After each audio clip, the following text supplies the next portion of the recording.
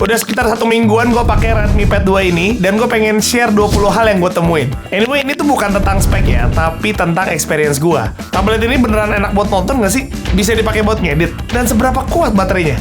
Nonton aja sampai habis kalau mau tahu jawabannya. Langsung masuk ke yang pertama, itu unboxing. Sebenarnya kemarin gue udah sempat bikin sih video unboxingnya.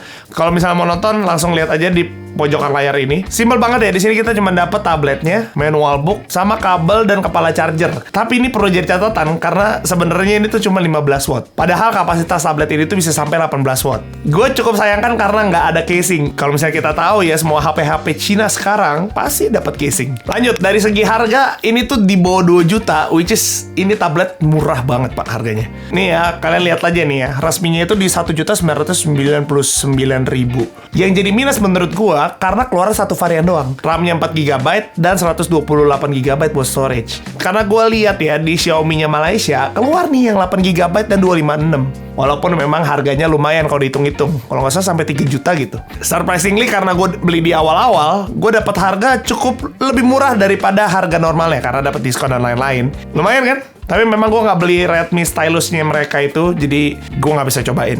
Gue mau bahas dari segi layarnya, karena ini yang buat gue cukup impress ya sama si tablet ini. Harga di bawah 2 juta, layarnya udah tajem pak. 2,5K, mantep gak sih? Dipakai buat nonton nih, enak, beneran enak. Nah, kalau misalnya iseng, gue cari video MKBHD, biasanya kan dia kan high resolution tuh ya. Gue bisa lihat kualitinya ini tuh bisa sampai 1440p, which is ya udah oke lah. Lanjut, dari segi speakernya, gue suka banget. Karena memang udah quad speaker ya, 4, dan udah Dolby Atmos juga. Separasinya juga menurut gue dapet ya waktu misalnya lagi nonton atau lagi dengerin lagu. Buat segi tone-nya juga nggak cempreng, bagian bassnya juga lumayan dapet. Ini kalian bisa denger lah kurang lebih sampling.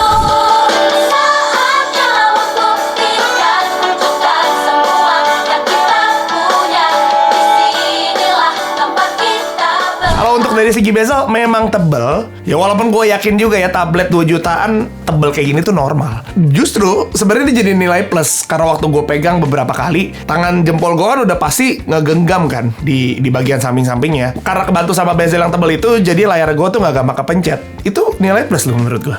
Nah cuman ini nih yang gue pengen banget komen. Jadi itu dari segi performanya nggak responsif pak. Walaupun dari awal gue udah cukup pede dan yakin ya, karena salah satu masuk highlightnya mereka tuh prosesornya pakai Helio G100. Itu adalah SoC yang sering banget dipakai di handphone 2 jutaan. Dan gue cukup optimis dong waktu dipakai di sini. Wah, artinya secara performa oke lah ya. Cuman real life-nya waktu gue pakai ternyata nggak responsif. Buka aplikasi butuh beberapa detik, berasa ada nge-lag-nya juga, walaupun gue belum pakai yang seberat itu. Gue juga sempat penasaran, gue tes ya di Antutu, sebenarnya storage-nya itu selambat itu nggak sih buat read sama write-nya? Waktu gue lihat, menurut gue ini tuh nggak selambat itu ya. Dan karena kebiasaan gue pakai iPhone kan jarang tuh ya ngapusin recent app, tapi nggak bisa di tablet ini. Harus dihapus-hapusin. Lumayan lah nih ngebantu. Nah, bahas sedikit soal recent app. Ini gue juga rada membingungkan ya. Karena misalnya nih ya, ada satu aplikasi. Gue biasa kan pakai Notion ya. Notion nih lagi buka apa script atau apa gitu. Terus gue buka aplikasi lain dong, misalnya kayak contoh YouTube. Nah, terus gue pengen balik lagi kan ke Notion ya. Nah, waktu gue balik ke Notion, itu page-nya itu ulang lagi dari awal. Jadi gue harus buka lagi scriptnya yang mana dan segala macem. Menurut gue hal kecil tapi sangat menjengkelkan sih. Kecuali kalau memang recent app Notion-nya gue udah hapus. Wajar kalau ulang dari awal. Di awal-awal banget, buat split screen juga masih belum bisa. Gue heran banget tuh. Tablet sebesar ini 11 inch kagak bisa split screen, ngapain? Gitu kan. Ternyata ada yang komen di YouTube gue yang waktu gue unboxing, di-update dulu bang. Oke. Jadi waktu gue lihat langsung gue update aja. Dan ternyata bener, bisa ya split screen-nya. Walaupun memang, sekali lagi gue tetap bisa bilang, untuk multitasking ini nggak oke. Jadi buat yang berat-berat banget, rada sulit ya untuk ngikutin si tablet ini. Tadi kan memang gue nggak beli pennya ya, cuman gue baru inget ternyata gue punya universal pen. Nah ini tuh mereknya Mixio gitu ya. Udah lama banget gue nggak pakai. Waktu gue cas dan ternyata masih bisa. Bisa berjalan lancar juga, buat nulis-nulis juga masih bisa segala macam. Cuman memang untuk palm rejection-nya itu nggak aktif. Gue masih nggak tahu apakah ini karena pennya atau memang dari segi tabletnya juga udah nggak support kalau misalnya bukan pakai pensil hasilnya Redmi gitu.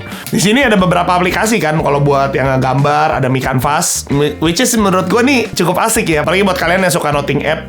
Satu ini bonus lah ya, buat kayak aplikasi Bell Kids. Ini menarik banget buat kalian yang punya anak, mungkin bisa dipakai aplikasi ini kalau biar anak itu anteng ya, biar ada kreativitas muncul juga, bisa ngewarna-warna pakai ini. Gue nggak ngerti sistem subscription-nya, tapi intinya kalau misalnya sekarang dipakai itu masih gratis.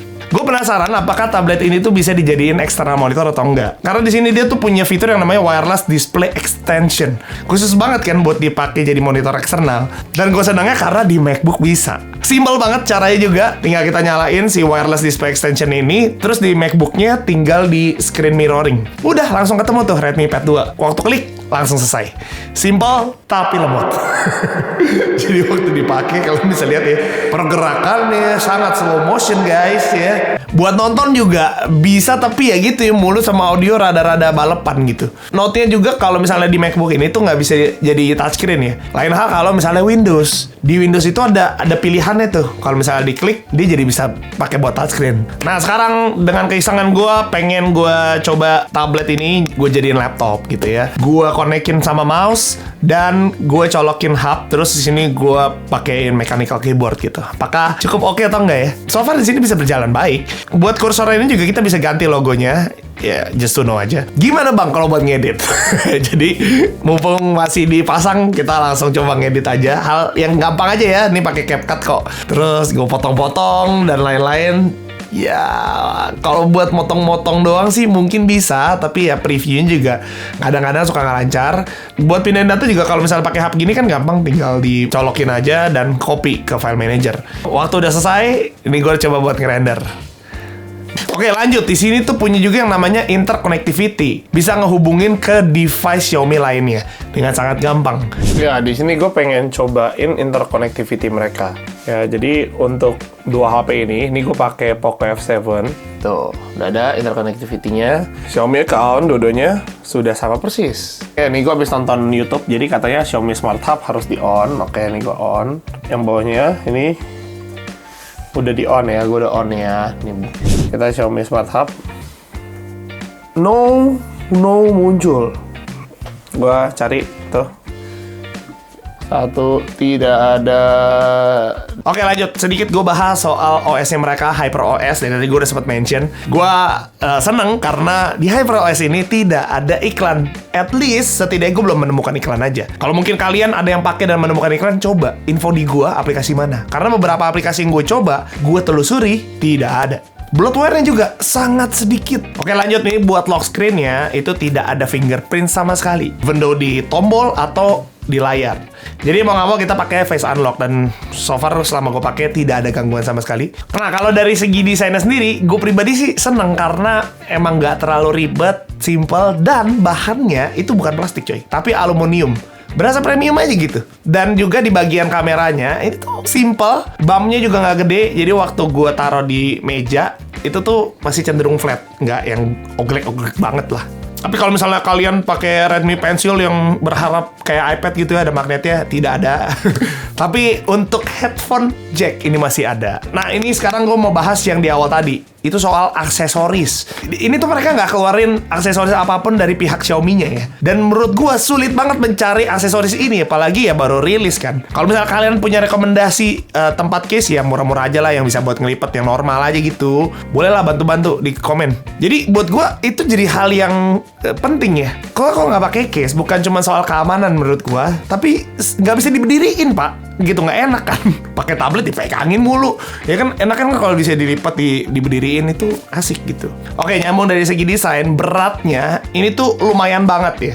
Karena waktu gue timbang tuh sekitar 511 gram gitulah pokoknya. Tapi lama-lama gue pakai sebenarnya gue terbiasa dengan ini, dan gue nggak terlalu masalah banget dengan beratnya ini. Dan tablet ini tuh WiFi only ya, jadi nggak ada seluler sama sekali. Yang gue bingung pas pertama kali ngelihat di bagian samping, loh kok ada SIM tray? Waktu ternyata gue pencet, Bukan SIM tray, tapi itu buat masukin micro SD ya.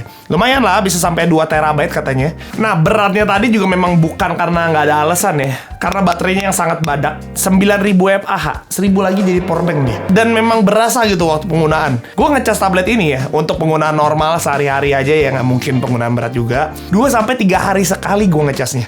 Tapi memang buat ngecasnya butuh kesabaran, nggak bisa cepet-cepet banget. Ya sekali lagi, ini cuma 18 watt maksimal. Gue ngecas dari 27% ke 100%, itu aja udah ngemakan 2 jam. Jadi, estimasinya seperti itu biar kalian ada gambaran. So, sekian aja 20 hal yang gue bisa bagiin buat kalian. Siapa tahu ini bisa jadi bahan pertimbangan sebelum kalian beli Redmi Pad 2 ini. Jadi pertanyaan, apakah gue rekomendasi Redmi Pad 2 ini atau enggak? Gue sangat rekomendasi buat kalian yang pakai tablet ini buat nonton atau entertain.